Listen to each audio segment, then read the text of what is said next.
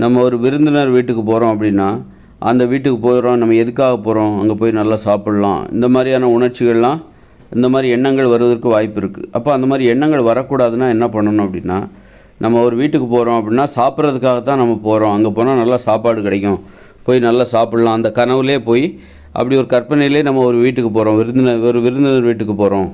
அப்போ அந்த மாதிரி இந்த மாதிரி சாப்பாட்டுக்காகவே நம்ம போகிறோங்கிற மாதிரியான கற்பனை வருவதற்கு வாய்ப்பு இருக்குது. சாப்பிட்றதுக்காகவே நம்ம போகிறோம் அங்கே போனால், அப்போ அந்த மாதிரி கற்பனை வராமல் இருக்கணும். வந்தால் நமக்கு கூச்சமாக இருக்கும். ஒரு வீட்டுக்கு நம்ம எதுக்காக போகிறோம் அப்படிங்கிறதுல வகையில் நமக்கு ஒரு கூச்சம் ஏற்பட வாய்ப்பு இருக்குது. சாப்பாட்டுக்காக நம்ம போகிறோம். அப்போ அந்த மாதிரி எண்ணங்கள் வரக்கூடாதுன்னா என்ன பண்ணணும் அப்படின்னா, அந்த விருந்தினர் வீட்டுக்கு போகும்போது நம்ம சாப்பிட்ற தின்பண்டங்கள் ஏதாவது சாப்பிட்றதுக்கு வாங்கிட்டு போகணும். ஒரு வீட்டுக்கு போகும்போது வெறுங்கையோடு போகக்கூடாது. ஒரு விருந்தினர் வீட்டுக்கு போகும்போது வெறுங்கையோடு போகிறோம் அப்படின்னா, நமக்கு என்ன எண்ணம் இருக்கும் அப்படின்னா, வெறுங்கையோடு போகிற நமக்கு அங்கே ஏதாவது நல்ல சாப்பாடு கிடைக்கும், சாப்பிட்லாம் அப்படிங்கிற கற்பனை தான் வரும். ஆக நம்ம வெறுங்கையோடு போகிறோம், ஆனால் அங்கே சாப்பாடு கிடைக்கும். அப்போ அது நமக்கு கூச்சத்தை ஏற்படுத்தும். அப்போது விருந்தினர்னு சொல்கிறாங்க பாருங்கள். விருந்தினர்னால் விருந்தாளி, விருந்து சாப்பிடுவதற்காக வருகிறவர்கள், விருந்து உபசரிப்பு, விருந்தினர். அப்போ விருந்து தான் அங்கே ரொம்ப முக்கியம்.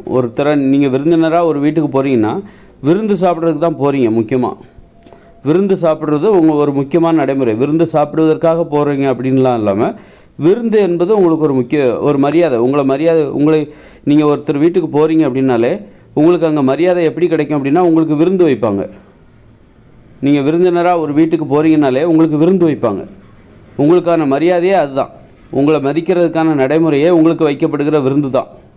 வழக்கம் போல் எப்போது வைக்கிற மாதிரி அவங்க ஒரு சாப்பாடு வைக்கிறாங்க. எப்போது உங்களுக்குன்னு ஸ்பெஷலாக எதுவுமே பண்ணலை அப்படின்னா அவங்க மதிக்கலைன்னு அர்த்தம்.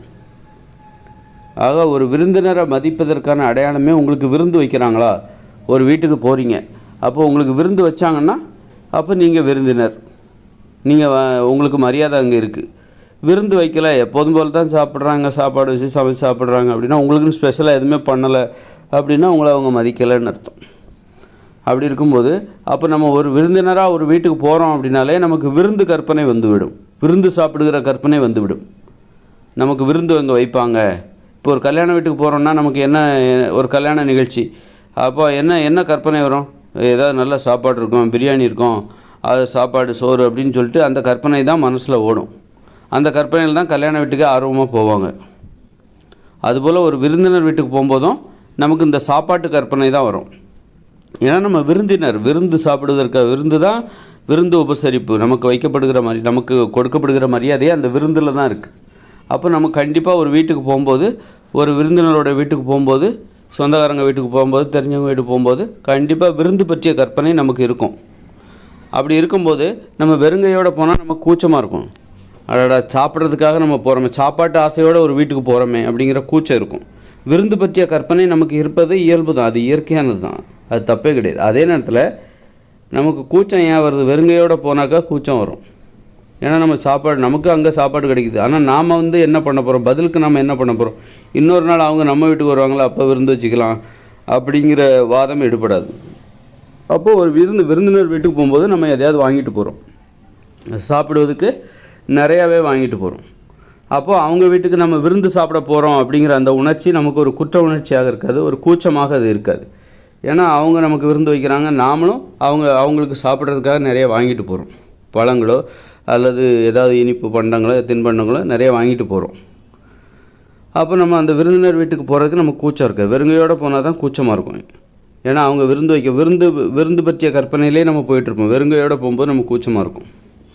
அவங்க நம்மளுக்கு நிறைய செய்ய போகிறாங்க, நிறைய சமைச்சு வைக்க போகிறாங்க, நம்ம வருவோன்னு தெரிஞ்சு, ஆனால் நம்ம பதிலுக்கு என்ன செய்ய போகிறோம், வெறுங்கையோடு போகிறோமே.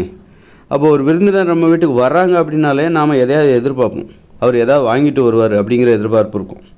ஒரு விருந்தினராக நம்ம ஒரு வீட்டுக்கு போகிறோம் அப்படின்னா, நமக்கு ஒரு விருந்தினராக நம்ம ஒரு சொந்தக்காரங்க வீட்டுக்கு போகிறோம் அப்படின்னா நமக்கு அங்கே விருந்து இருக்குது அப்படிங்கிற ஒரு கற்பனை நமக்கு இருக்கும். அதுபோல் விருந்தினர்களுக்கு என்ன கற்பனை இருக்குன்னா, நம்ம வீட்டுக்கு விருந்தினர் வராங்க, சாப்பிட்றதுக்கு எதாவது வாங்கிட்டு வருவாங்க அப்படிங்கிற கற்பனை அவங்களுக்கு இருக்கும்.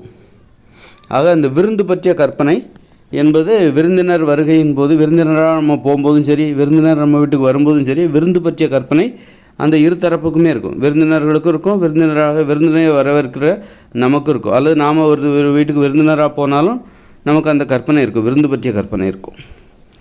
அந்த கற்பனை இயற்கையானது தான். அதே நேரத்தில் அது எப்போ உங்களுக்கு கூச்சத்தை ஏற்படுத்துனா, வெறுங்கையை வீசிட்டு போனாக்கா கூச்சம் ஏற்படும். ஒரு விருந்தினர் வீட்டுக்கு போகும்போது வெறுங்கையோடு போனால் கூச்சமாக இருக்கும். அப்போ நீங்கள் நல்லா அவங்க உங்களுக்கு எவ்வளோ விருந்து வைப்பாங்களோ அதை விட அதிகமாக நீங்கள் எதையாவது வாங்கிட்டு போங்க. வாங்கிட்டு போனீங்கன்னா ஒரு கௌரவமாக போகலாம். ஒரு விருந்தினராக ஒரு வீட்டுக்கு போகும்போது நிறைய வாங்கிட்டு போகணும் உணவுப் பொருட்கள். அதில் கஞ்சத்தனமே இருக்கக்கூடாது. அப்போ தான் அதில் உங்களுக்கு கௌரவம், அதில் தான் உங்களுடைய கௌரவமே இருக்குது, உங்களுடைய மரியாதையே இருக்குது. ஏதோ பேருக்கு ஏதோ ஒன்று வாங்கிட்டு போகிறீங்க அப்படின்னா அதில் உங்களுக்கு கூச்சம் இருக்குது, உங்களுடைய கஞ்சத்தனம் அதில் வெளிப்படும். அப்போ அங்கே கொடுக்குற மரியாதைக்கு நீங்கள் தகுதியானவர் இல்லை என்று பொருள். போட்டி போட்டு அந்த விருந்தினர்களை அவங்க எப்படி போட்டி போட்டு கவனிக்கணும். நீங்கள் விருந்தினராக போகிறீங்கன்னா உங்களை அவங்க போட்டி போட்டு கவனிக்கணும். உங்களுக்கு நல்ல சாப்பாடு, விரும்பிய சாப்பாடு, நல்ல உபசரிப்பு. அதுபோல் நீங்களும் அங்கே போகும்போது நிறைய வாங்கிட்டு போகணும், நிறைய தின்பண்டங்கள் வாங்கிட்டு போகணும்.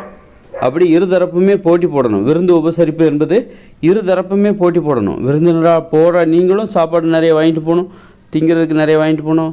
அவங்களும் உங்களை வரவேற்கும் போது உங்களை நல்ல விருந்து உபசரிக்கணும். இந்த 2 தரப்புமே போட்டி போட்டு அந்த விருந்து உபசரிப்பு என்பது இரு தரப்புலையுமே இருக்கணும். இருந்தால் தான் அது பெருமைக்குரியது.